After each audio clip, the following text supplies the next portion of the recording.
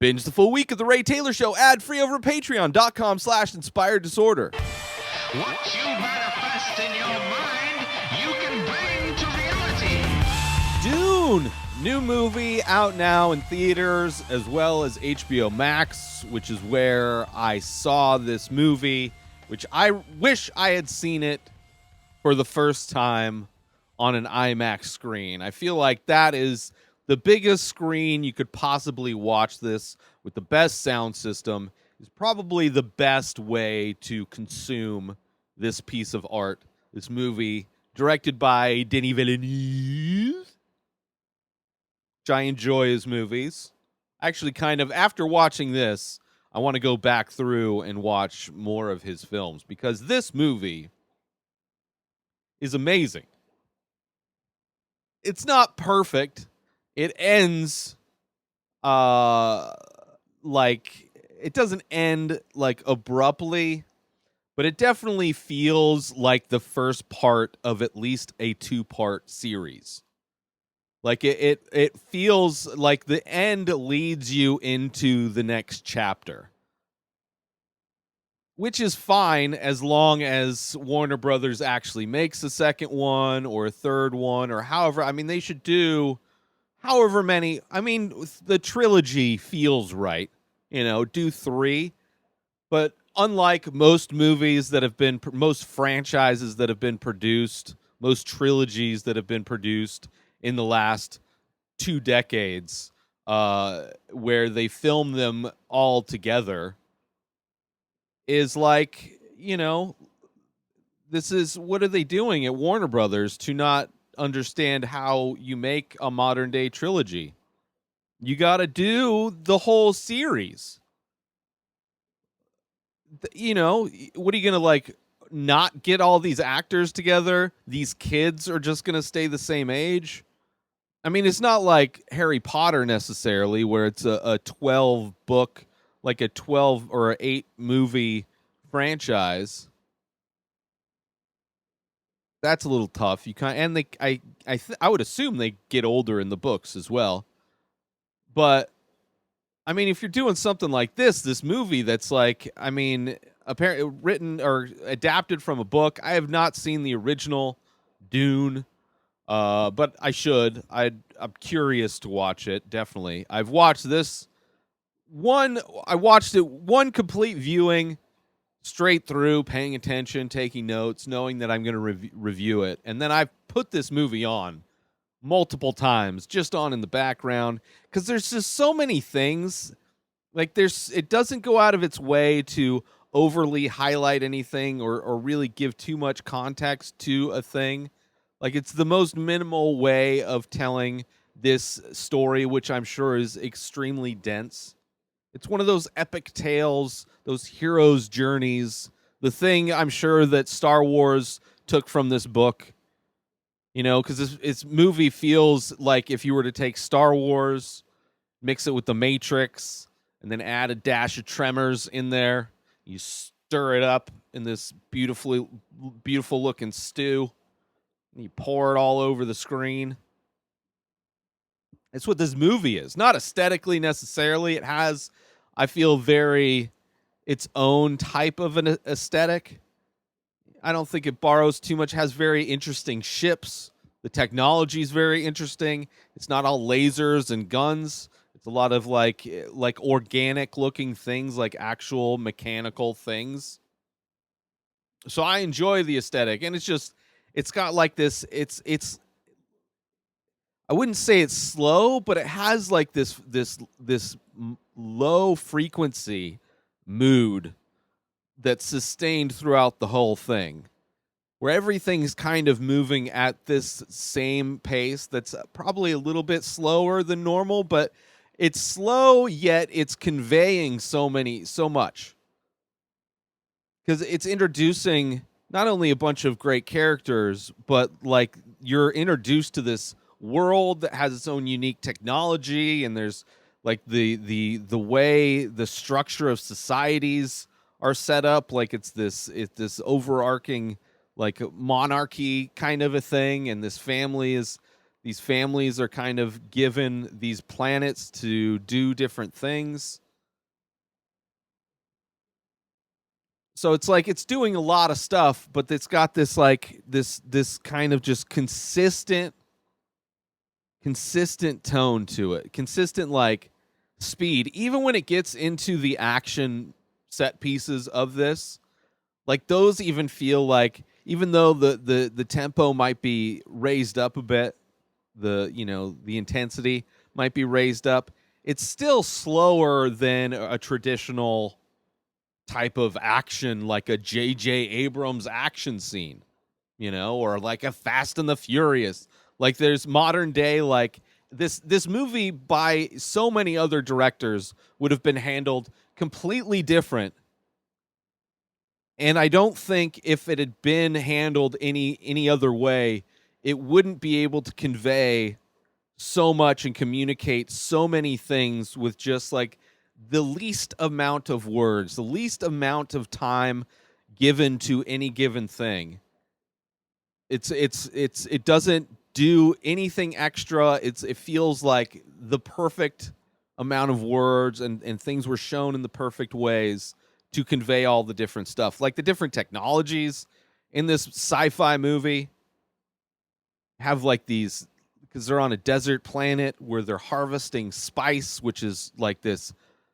It's a technology of its own. It's like an organic, magical substance that provides health and well-being to people while also being a hallucinogen, while also being the thing that allows for intergalactic travel. It's like the most coveted resource, and it's found on this planet where, of course, you have the indigenous people of the planet, which Zendaya is a member of that group. So you almost have like this Romeo and Juliet thing, even though that whole relationship doesn't even like come to a beginning until the last 30 minutes of this movie. Like you sees her in dreams and things like that, but she doesn't become a reality until like the last 30 minutes of this movie. But everything's done so well. You have this kid that's being groomed, not only groomed, right? Like all of his free time is spent studying, watching these video books on the planet, and he's reading actual books on like these hydration suits, which are an amazing piece of technology that just everything feels like they make sense. Like all of the technology and all the things that happen feel like they make sense. So you don't have to, the movie doesn't have to spend a lot of time trying to convince you that this piece of technology is a plausible thing. It just like effortlessly does it in this way that I really appreciate. But you have this kid who's being groomed, right? He's, not only studying all of his free time, it seems, but he's got, actual fight training where there's like this Matrix dojo fight scenes kind of scene in this where he's fighting with Josh Brolin's character, who is filling in for Jason Momoa, who is his normal teacher in combat. But you have that, so he's training in combat, he's training, doing all this studying about everything else. His mom, like his mom's side of the family, he's not only just being like groomed, he's not only being groomed, but he was actually bred to be the one. It's got his dad's name for political power, and it's got his mom's like these like magical voice control power abilities. And it's like generations they've been trying to cultivate this genetic powerhouse. And that's what's on the shoulders of this kid, played by Timothy Chalamet. Which I thought he was good. Like he's, I didn't have a problem with him. I mean, so many things that are casting that kind of age group I don't like. It feels like so much casting. And this one, I think just like he's a good actor. He fits the tone perfectly. Like he's not too big. He's playing like a his own age, super interested. Like, he, despite the fact that he's being groomed and like his whole life is in the pursuit of being the one, unlike the Matrix, unlike Star Wars, where it's like those are like people that have been plucked out of like their teens or early or mid 20s to be the one. Like, they've already lived kind of some of a life, where it's like this kid he grew up knowing he's the one, being told he's the one, taking these classes to learn everything.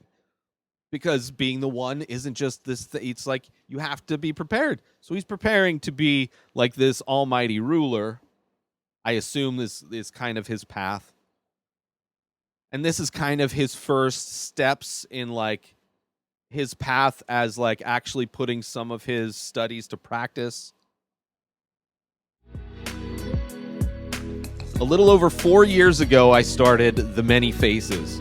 It's an ongoing series of abstract ink portraits. Each piece is improvised. Each piece is released daily. Start collecting now. Head on over to inspireddisorder.com/TMF. That stands for The Many Faces. And save yourself 25% when you use coupon code RTS. That stands for The Ray Taylor Show, because that's what you're listening to, and I love you. So I want you to save 25% when you use that coupon code. Head on over to inspireddisorder.com/TMF and use coupon code RTS to save 25% when you start collecting one of over 1,600 original ink paintings. By myself, I made them. Support me. I love you. Back to the show.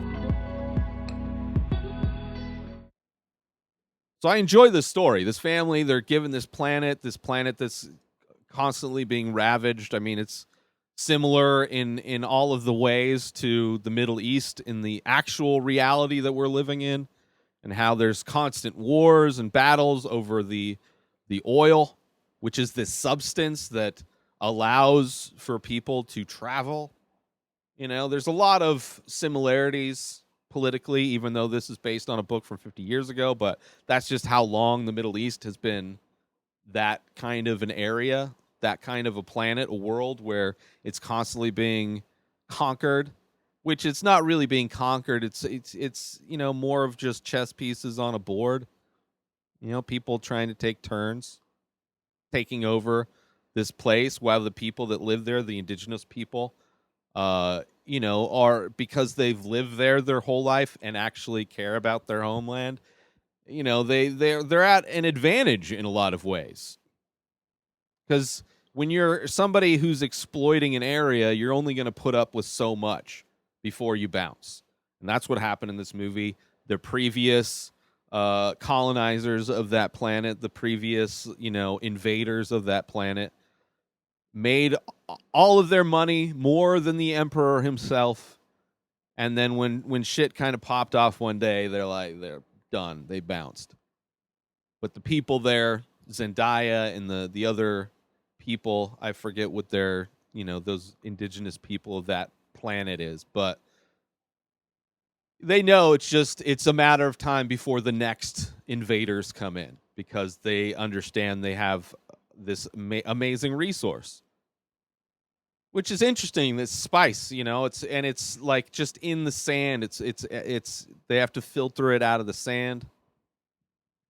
Super interesting. I love the ships, the Dragonfly ships. Like, it makes sense. I mean, it doesn't make sense. I don't know if that would literally be the best way for flight, but it, like, visually is amazing to see like a piece of technology that was designed and engineered from a insect that's from a planet far, far away. These Dragonfly ships, which the way they function is super cool. And then the other transport ships are kind of like these. Everything feels like, despite being made of metal, you know, despite being made of like these, there's a lot of like hard edges and smooth surfaces.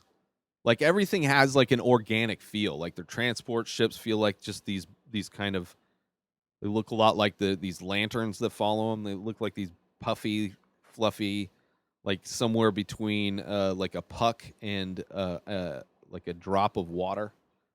like very organic feeling. Their giant mothership just looks like an amoeba of some sort, you know.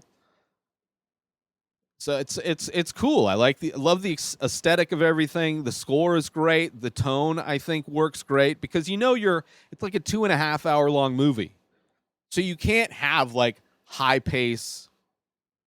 Like you have to have a consistent and steady tone.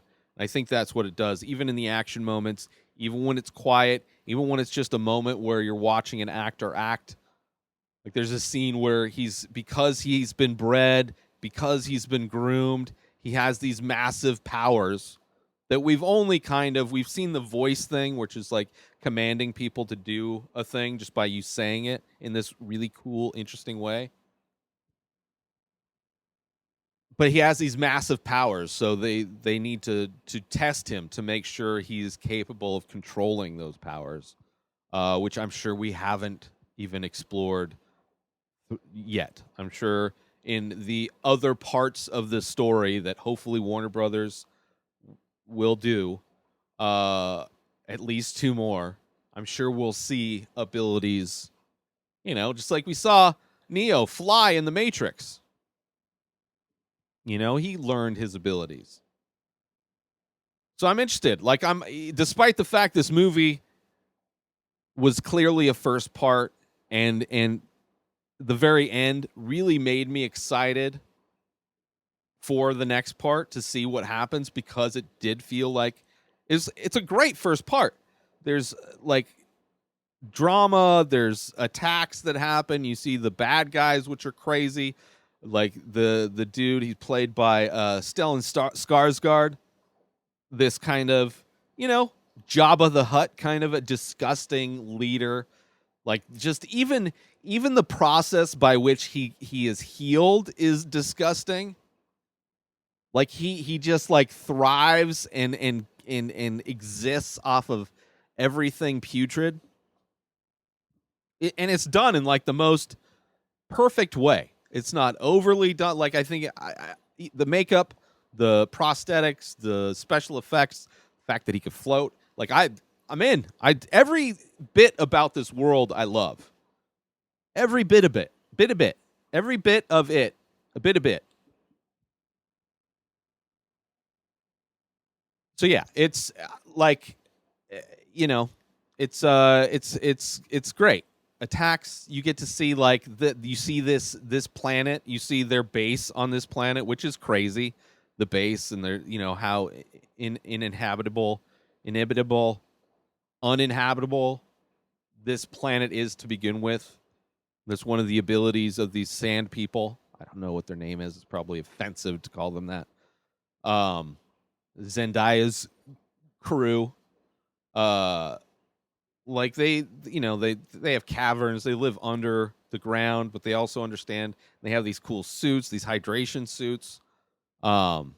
Every aspect of it is great. Every aspect of this thing, and he's getting like these flashbacks, or he's having dreams, he's having premonitions, and you see these premonitions come true in the movie, and it's like, even in those moments, it doesn't draw a lot of attention to it. It's like, oh, remember how before he said he saw he had these images, and they play out. But the way they play out, because everything's so at this pace, at this tone, that even when they play out, you're so invested in what's happening. You're not going like, oh, that was a thing. He like, and you do some stuff, you do, I guess, because they were bigger moments than others, but. I don't know. I really enjoyed it. The fact that there's like this meeting that the Atreides family has with the Zendaya's crew, the Sand People. I don't know their name. I didn't write down the appropriate words for the planet, the people, and I haven't studied the movie that much. I've watched it a bunch of times because it's a place where like. It's different from all these other universes that have been created, the different sci-fi universes and different movies. It has a very unique feel to it. And because it has these small little details that all kind of combine to create this really interesting world, like I enjoy putting it on. But I haven't like studied it, I don't think I will. I'm not that kind of... Maybe for the second one. I'll prepare a little bit more going in. That would be the moment where I know the names of everything. But not at the moment. But there's this crazy meeting with the Sand People and the Atreides family, and the guy comes up and he spits, and it's like, obviously in most quote unquote civilized meetings, that would be a sign of disrespect. He didn't spit on them, but he just spit in front of them. And of course, in kind of like the only moment of humor, I think, in this whole movie, is like they go to attack, and he's like, no, the Jason Momoa guy, Duncan, Idaho, which is a great name also. He's like, no. Thank you for bestowing upon us the moisture from within your body. Because from where he comes, like, they have to have suits that collect their sweat and all of their fluids to be recycled so that they can stay hydrated. So moisture to them, water, is the most valuable thing.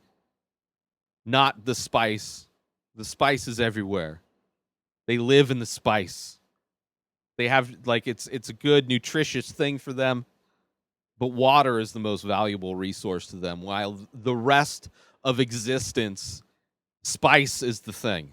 Spice is the spice of life. But yeah, that was that little meeting where he spits is probably the most, like, funny moment.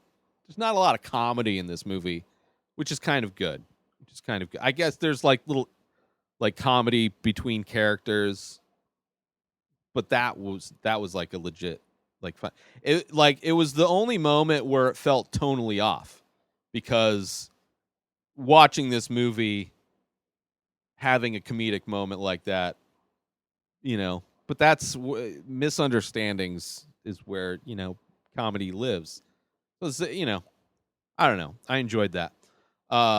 Despite it being like it being noticeably tonally different than the rest of the movie. So there's the hand in the box scene, the dojo fight scene, the hunter seeker, these little mosquito drones, because of course the family, there's a spy, and part of the spy is these little mosquito like drones, and it's a really cool scene. I mean, like, every scene of this movie, every shot of this movie is amazing. But yeah, that was a cool piece of technology. The force fields that they use is really cool. Visually, they look really cool. And the fact that they don't really have to explain much, like, there's an idea of, like, speed being involved, where if you can kind of penetrate the shield if you're moving slow enough.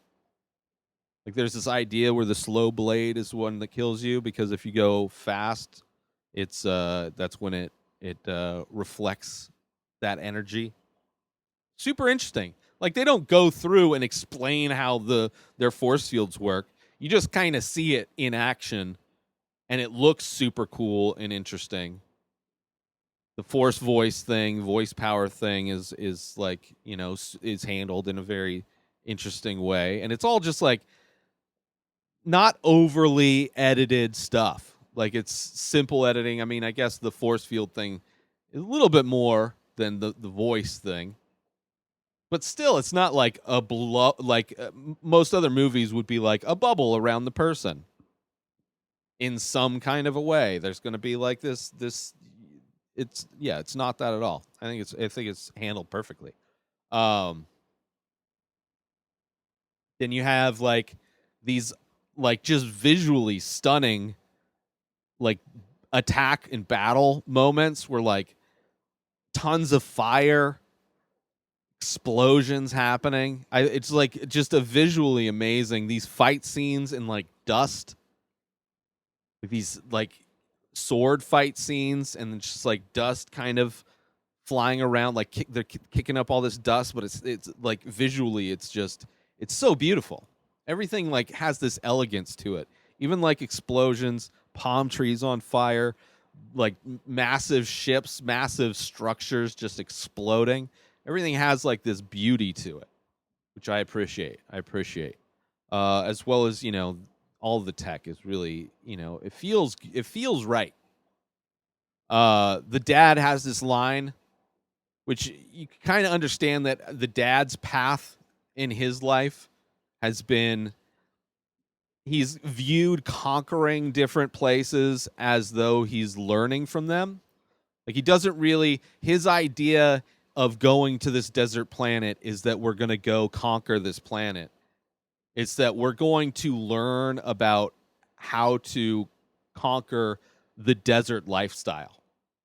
How are we going to learn from this new place that will allow us to be the head people in charge there? Like it's framed as more of like this educational thing, which I think to an extent, like you can see that even when he has the interactions with the Sand People, with the Javier Bardem, like he has a lot of respect for them. He doesn't look down upon them, despite these video books that the kid is studying. The one is studying, Paul. They frame the desert people as dangerous people, obviously. I mean, that's where, like the U.S. frames Muslims and people from the Middle East as dangerous people. And they're just people that don't like to be invaded. But you could see that kind of standard way of educating, the kind of the propaganda that's layered into a form of education. But back to the dad, Oscar Isaac, it really feels like going to this planet is like they've learned and understood how to conquer the sea, the land, and now or the sky. I don't remember, but he's proud of his achievements, his victories, and how he's grown on his path as being a leader. And now he's going to this place, and he wants to learn from the desert. He wants to learn because he knows that it's just going to add to his overall knowledge of the universe. So I appreciated that, despite the fact that, he doesn't necessarily, get a chance to do anything past this movie. I guess is a delicate way to say it. The spy thing, there's this like doctor who's medicine man. It's got like the magical kung fu medicine, which is I would imagine offensive, but that's like you watch kung fu movies. There's magic medicine there. That's what he's doing in this. It's like that same kind of. He's not necessarily doing kung fu magic medicine, but it's that idea that you would see in kung fu movies. Part of kung fu is like magic medicine. I mean, legitimate or not, it's still magical. It's not to be insulting to magic or medicine. Medicine is magic for people that don't study. So to me, medicine, the vaccine, magic, and it works. It's crazy. It's magic that works. I don't understand how it works. It seems like magic. But, there's a lot of people that spend their entire life learning how to do magic. And I respect them for it. So like Oscar Isaac's character, I'm not looking to conquer medicine. So I'm just going to allow them to be the... Anyway, back to Dune. Yeah, I loved all of this. I loved all this movie, all the characters. I mean, it's a crazy cast. You have Timothy Chalamet plays Paul Atreides, which is the one. Rebecca Ferguson is his mom, which she's amazing. Like, they're kind of the duo. Part of this movie is them on the run, trying to survive after an attack on the planet.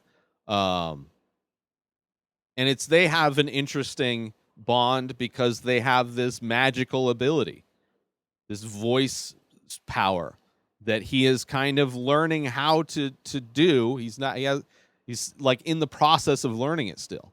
And she's trying to teach him the way, which is an interesting, mother-son connection, teacher-student connection, which normally in the majority of movies, that connection would have been relegated to a man.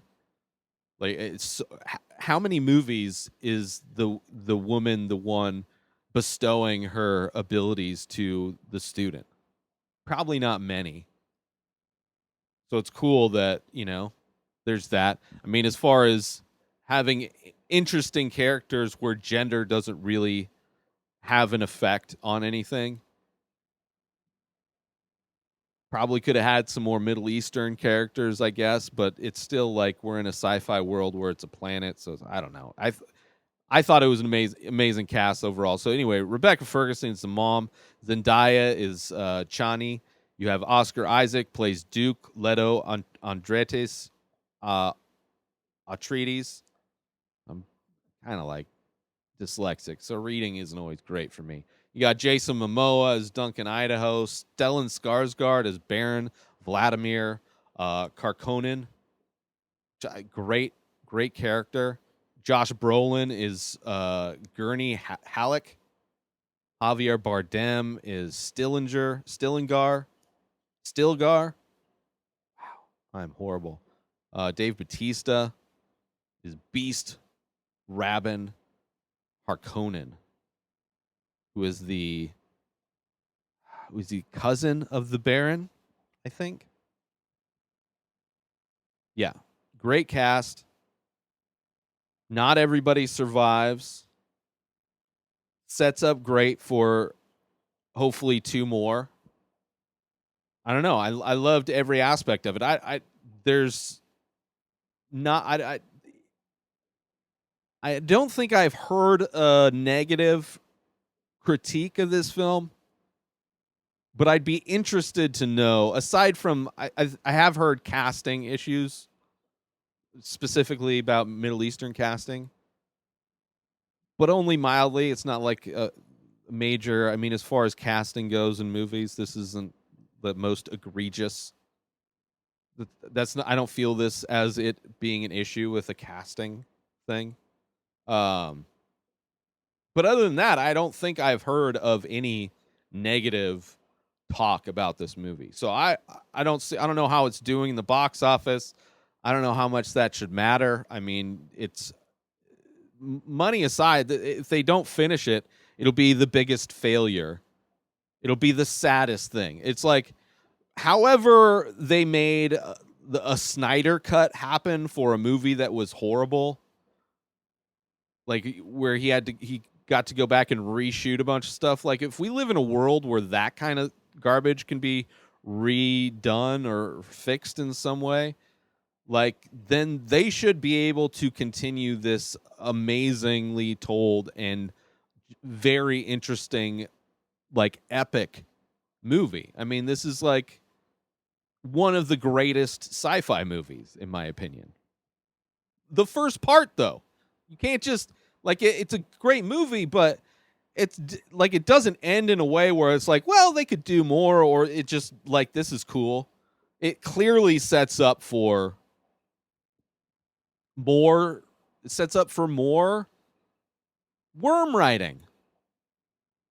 Anyway, I think I talked about everything that I wanted to talk about in this one. It's great.